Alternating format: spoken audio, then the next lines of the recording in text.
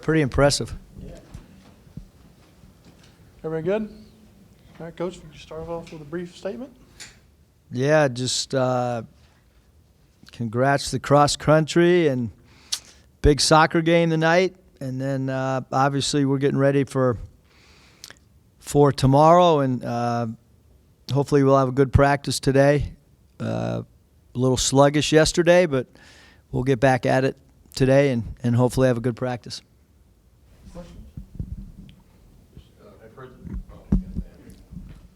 Pridgett at Montana, just kind of what do you see from him? What kind of challenges does he present?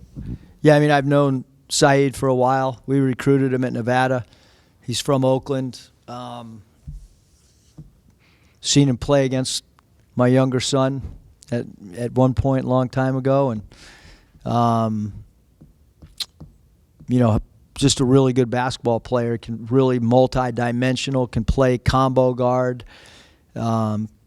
When they go real small, they'll play him at the 4 spot.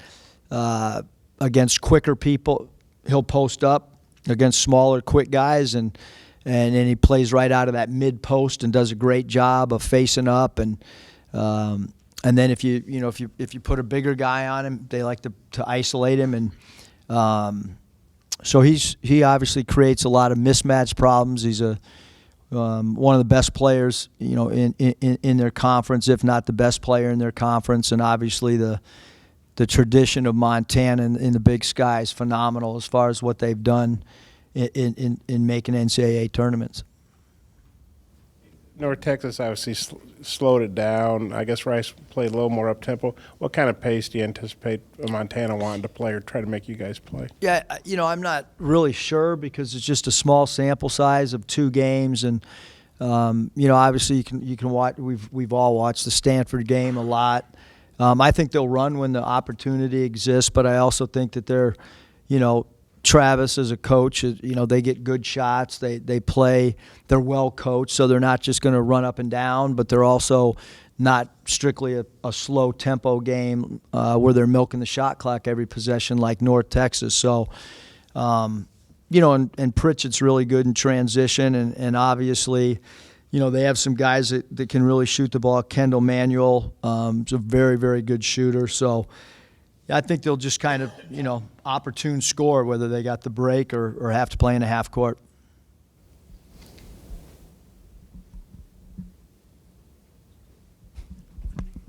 What have you seen from Gene Hall the first couple games, and what do you think it'll take to kind of get him going on the offensive end?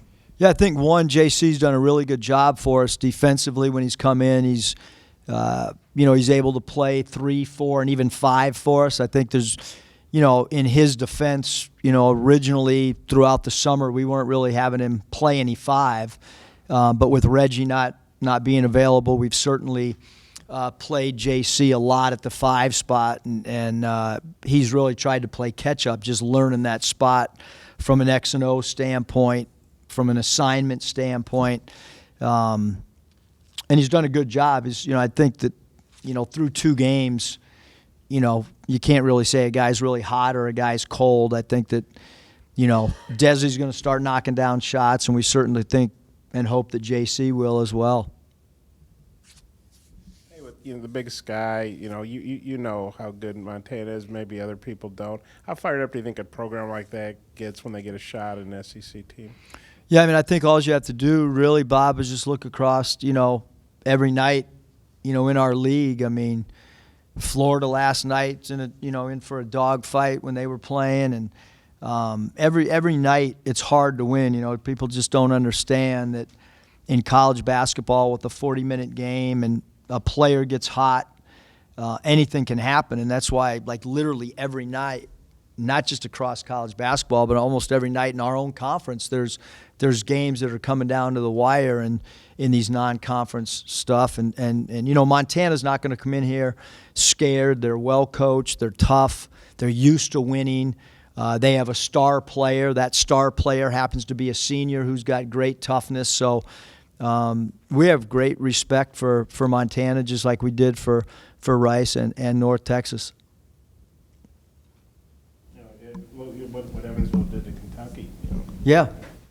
You just got to play. That's certainly some of the things that we talk to our team about every night is having incredible respect for your opponent and understanding that you've got to play for 40 minutes. Like, you can't play a college basketball game for 12 minutes and come away with a win. You can't turn it off and on like a light switch. Like, you got to bring it.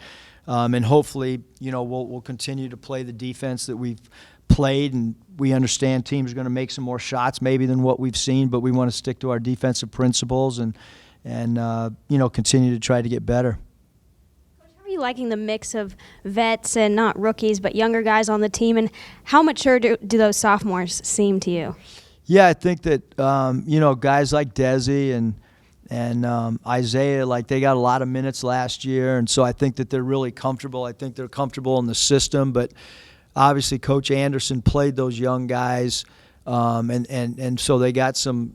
Obviously, Isaiah got a tremendous amount of experience and exposure as a freshman, and Desi got great minutes, and so I certainly feel that those guys are in a comfort zone.